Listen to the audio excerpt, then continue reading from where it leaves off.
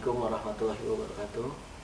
Kembali lagi bersama saya Lutfi Nur Wahid di channel YouTube Rongsok Production dan dalam program Cerita Serem. Oke sedulur semua yang ada di rumah, kali ini saya kedatangan narasumber yang konon katanya beliau merasa disantet dan banyak menemui hal-hal aneh selama hidupnya, bahkan dia bisa pingsan beberapa kali dan bisa melihat hal-hal yang mungkin orang-orang tidak bisa melihat. Seperti apa ceritanya dan kisah seremnya? Oke, kita bakal panggil narasumber kita. Namun sedulur yang ada di rumah, jangan lupa tonton video ini sampai selesai. Dan jangan lupa juga di subscribe channel YouTube-nya, terus di share, komen, dan nyalain lonceng notifikasinya. Oke, kali ini saya bakalan panggil narasumber kita. Silakan Sherin. Assalamualaikum Sherin, apa kabar? Alhamdulillah sehat. Kamu gimana kabarnya? Sehat. Sherin, kemarin Sherin cerita kalau misalkan selama hidup ya banyak ngerasain hal-hal aneh dan hal-hal yang mungkin orang lain nggak pernah ngerasain gitu. Terus juga ngerasanya seperti orang yang sedang kena guna-guna atau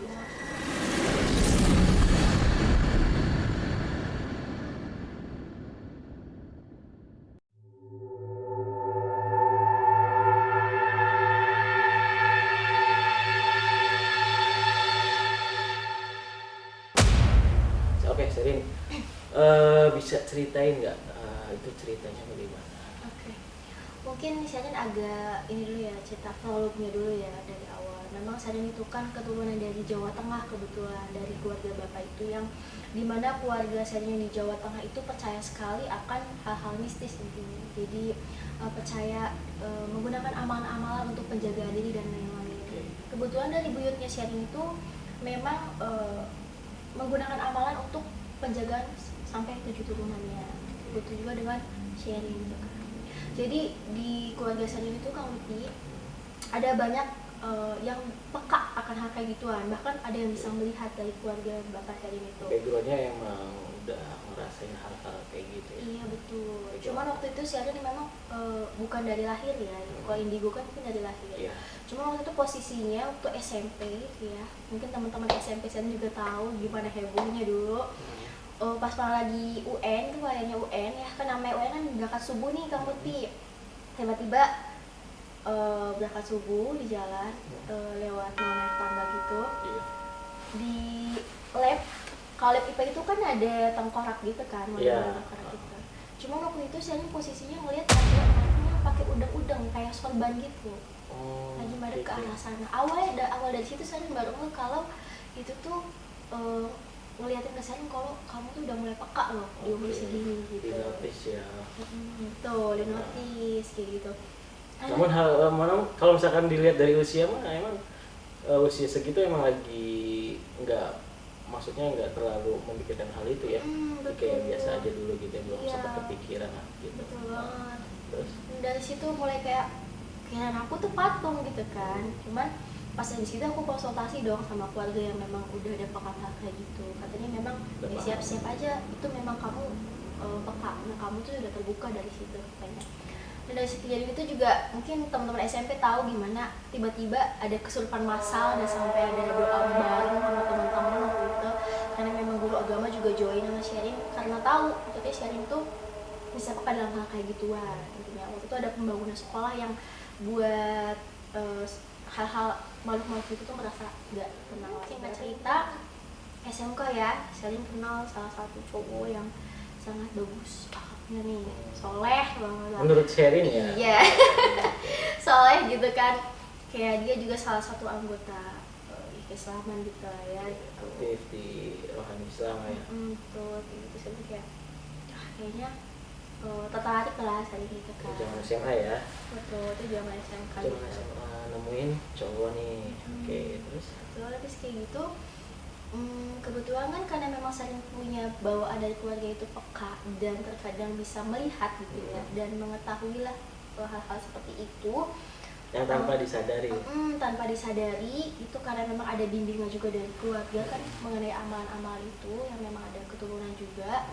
Sherin deket lah sama salah satu cowok ini. Cowok itu. Nah, cowok ini ternyata bapaknya itu adalah seorang praktisi kan lebih. Bapaknya cowok ini seorang praktisi atau bisa dibilang paranormal lah gitu ya. Iya gitu, yang suka menyembuhkan orang lah gitu berarti. Bisa lah gitu ya. Oke. Sebulan, 2 bulan, 3 bulan deket, oke lah biasa, belum ke ranah keluarga lah gitu kan. Pas sudah 1 tahun deket, udah mulai ke ranah keluarga nih Kang Lutfi, kita udah mulai sharing dari keluarganya juga udah mengetahui Sherin itu bagaimana orangnya dan itu mengetahui kalau Sherin itu peka dan segala macam. Akhirnya dari keluarga cowok Sherin itu mengajak Sherin untuk join, kayak mau nggak bantu bapak untuk ibaratnya menyembuhkan orang-orang yang membutuhkan ibarat gitu. Bantu untuk dalam hal komunikasi kali ya. Bantu komunikasi dan bantu membuang hal-hal negatif lah ibaratnya kan ada ya hal-hal orang-orang yang memang... jadi pada akhirnya pas ketemu cowok itu Sherin itu diajak untuk istilahnya hal yang belum pernah Sherin temuin. Belum pernah Sherin temuin. Akhirnya bapak nanti mau buka praktisi buat perempuan nanti kan kalau namanya nyembuhin ya Kang Lutfi, cowok ke cewek kan nggak bisa ya kalau dalam Islam kan nyembuhin hal-hal ibaratnya kalau kata bahasa Arab ruqyah gitu lah Kang Lutfi. Akhirnya dari situ ayo udah nggak apa-apa deh kan itu misalnya bikin suatu kebaikan dong. Nah akhirnya Sherin aku coba deh, ayo pak nggak apa-apa. Nah ternyata di samping itu Kang Lutfi aku tuh dikasih amalan-amalan sama orang tua cowok Sherin itu. Jadi setiap ada malam Jumat, setiap minggu keberapa ya aku lupa, mungkin ke-2 sampai 4, intinya sebulan itu ada 2 kali Sherin tuh bersama-sama dengan keluarganya, bersama dengan jamaah lain itu membaca amalan tersebut bersama-sama.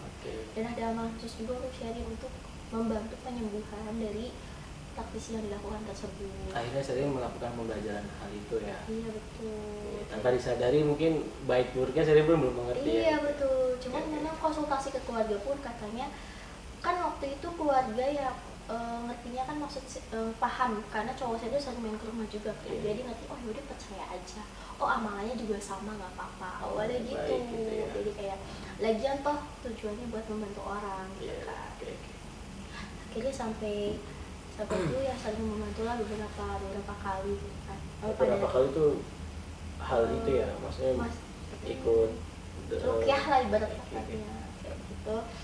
Sampai pada akhirnya keluar dari sekolah SMK tetap berjalan hubungan sama dia itu mungkin sekitar 3 tahunan, terus dari tahun 2018 sampai 2020 ya akhirnya ya.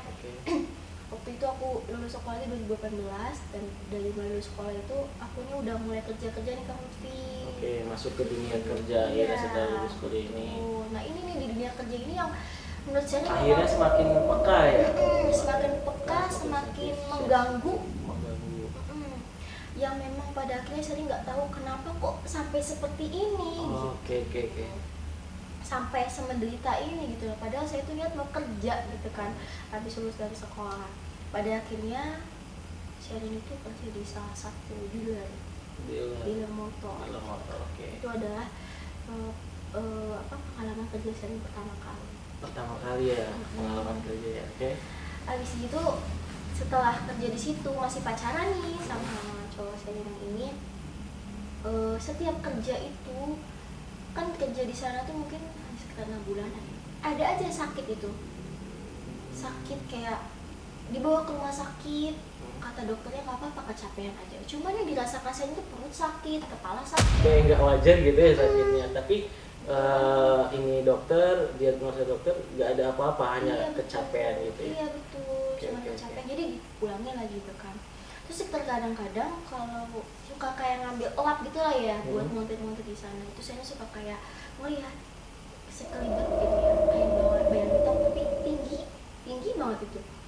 Jadi sekelibat aja gitu ngeliat kayak gitu ya. Aku yang ibaratnya udah kenal lah ngeliat kayak gitu kayak oh ya udah mungkin emang penjaga di sini. Pengenalan gitu ya. Kayak gitu. Tapi lambat laun kok badan ini tambah drop. Terus muka aku tuh waktu itu ya mungkin aku sadarnya setelah sekarang ya memang pas dijelasin itu kata om aku muka aku waktu di situ tuh benar-benar keruh kayak jerawatan. Terus bener-bener waktu itu tuh BB aku tuh di situ cuma 40 kilo. Dan BB tuh berat badannya. Berat badan ya. Bukan bau badan Iya, gitu. bukan bau badan. Iya, berat badan aku tuh 40 kilo, ini bener nggak bisa naik, bener-bener kayak kurus, kayak orang tersiksa lah ibaratnya. Kenapa nih anak gitu kan? Masuk rumah sakit lagi mungkin ada 5 kali masuk rumah sakit ya. Cuma kayak sekedar infus, cuma kecapean doang. Tapi 6 bulan 5 kali masuk rumah sakit kan suatu hal yang gak wajar nggak sih? Sampai pada akhirnya dari keluarga Om Selin yang memang juga bisa kayak gitu, dia mencoba nyari tahu nih anak kenapa sih.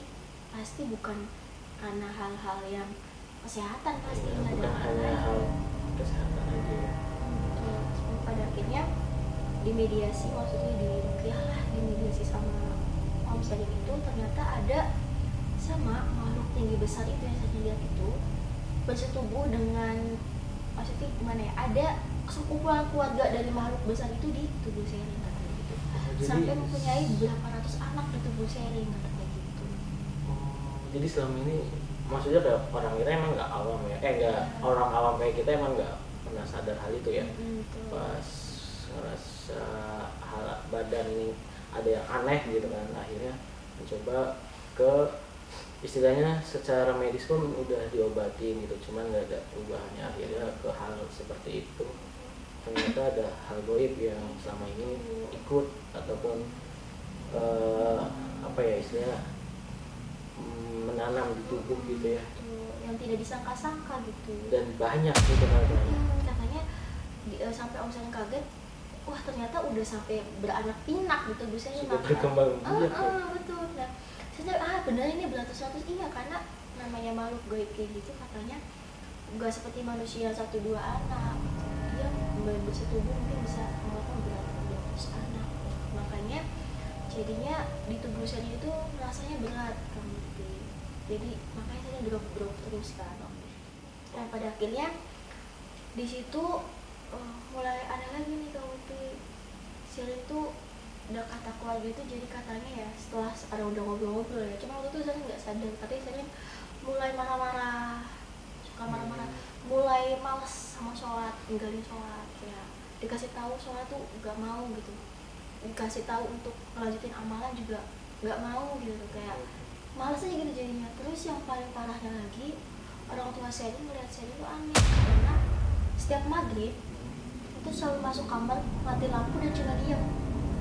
Ada perubahan sikap ya, Cuma dia bengong setiap maghrib, bisa ngelakuin kan bukannya orang sholat gitu ya, aku malah mati lampu dan bengong. Nah itu saya nggak sadar sih posisinya waktu di situ.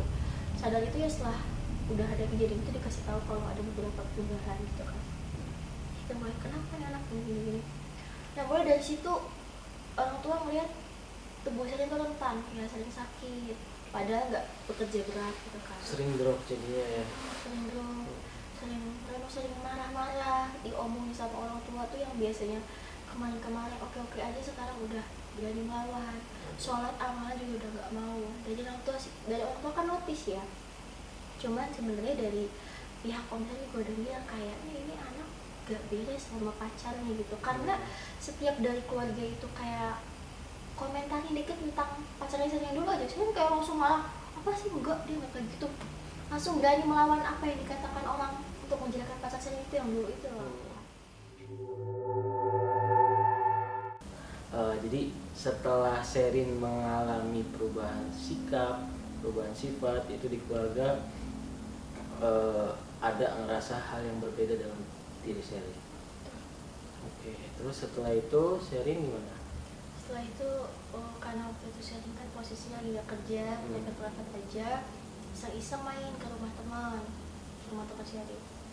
Terus jadi ternyata di rumah teman saya itu ada bapaknya kan. Nah bapaknya tuh punya teman tuh, teman bapaknya tuh lagi main di rumahnya dia.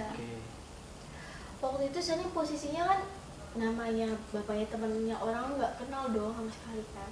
Saya masuk tuh baru Assalamualaikum. Jadi kebetulan pintu sama tempat duduk ruang tamu tuh nggak begitu jauh dari tiba-tiba si bapak itu tuh ngelihat saya udah astagfirullah, langsung gimana ya sampai condong ke belakang gitu. Saya kan orang yang siapa sih ini orang, nggak sopan banget, maksudnya kayak mikirnya kan gitu, kenapa sih orang kayak gini banget gitu kan. Waktu itu kan lagi mikirnya kan lagi dibawa pengaruh itu kali ya, kayak kenapa sih. Terus dia bilang gini, hei sini nih duduk, kamu tuh gak capek kah, bilangnya gitu. Capek kenapa, aku mikir kan ini orang belum kenal, aku juga nggak tahu dia siapa, terus tiba-tiba bilang kamu gak capek kah gitu kan. Tiba-tiba dia suruh duduk, sini nih kita ngobrol dulu sama bapak, katanya kayak gitu kan. Dan ternyata si bapaknya ini, temannya bapaknya teman Sherin itu adalah mantan TNI yang katanya memang punya ilmu kebatinan lah ibaratnya gitu kan. Bisa merasakan hal itu atau melihatnya gitu ya. Betul. Dan pada akhirnya ditanyain tuh sama bapaknya itu kan, tiba-tiba gak ada basa-basi langsung nanya kayak gini, Neng pacarnya orang mana, nanya kayak gitu. Saya jawab, kenapa ya tiba-tiba dalam hati ya kok nanya pacar saya gitu kan, aneh gitu ya. Nggak nanya nama dulu ya, namanya awal kenalan. Aku jawab, iya pak pacarnya orang sini gitu kan. Terus pacarnya kerja di mana, aku kasih tau kan di sini. Udah Neng tinggalin, pacar kamu sama orang tuanya tuh gak baik sama kamu kayak gitu. Aku yang lagi jatuh cinta ya waktu itu ya, juga mungkin dipengaruhi sama hal kayak gitu juga, langsung marah dong. Apa sih pak, menurut saya enggak gitu, udah komen-komen pacar saya, bapak tahu apa dia tuh baik kok, aku ngelakuin pembelaan segala macam lah kayak orang remaja-remaja bucin lainnya gitu kan, Pembela pacar ya gitu. Nah pada akhirnya bapaknya ngomong gini, kamu tak kasih tahu ya nih, bapak tuh tanya nih sama bapak teman kamu, saya tuh mantan TNI, saya bisa ilmu kebatinan, saya diajari ilmu besar apa segala macam. Akhirnya bapak itu istilahnya meyakinkan kamu gitu ya, apa yang dia bilang tuh ya sepengetahuan dia gitu ya. Terus dia sampai nunjuk, tahu nggak di kepala kamu ada apa? Ada bulu-bulu hitam besar, katanya kayak gitu. Aku yang kayak shock dong. Gak pernah, walaupun aku peka hal kayak gitu, cuma gak pernah ngeliat yang sampai bulu gagak hitam itu. Maksudnya gimana pak? Itu tuh yang ngirim orang tuanya dia, kamu tinggalin dia, katanya kayak gitu kan. Itu tuh sebab kesengsaraan kamu di situ. Soal saya jamin kalau kamu sama dia terus kamu gak akan bahagia, gak akan tenang, katanya gitu kan. Ini bapak itu bilang gitu. Iya bilang gitu kan. Terus habis gitu bapak itu nyuruh aku kayak baca-baca minum, nyuruh aku minum kan, ini seenggaknya bekas sedikit dari bapak gitu kan. Aku minum tuh kayak gini, aku langsung ngomong sama temen aku kan kayak, itu bener ya teh, iya bener, saya juga untuk kemarin ada yang sakit di sini juga nyembuhnya di sini, katanya bener bisa nyembuhin apa segala macam. Aku mikir lagi sih apa bener ya, aku di situ mulai nih mulai apa bener ya pacar aku kayak gitu ya. Apa bener ya emang dari keluarga pacar aku tuh yang kayak gitu. Aku mulai pikiran kayak gitu lah. Cuman aku tetap bantuin keluarganya, tetap ikut amalan-amalan yang nggak putus gitu kan.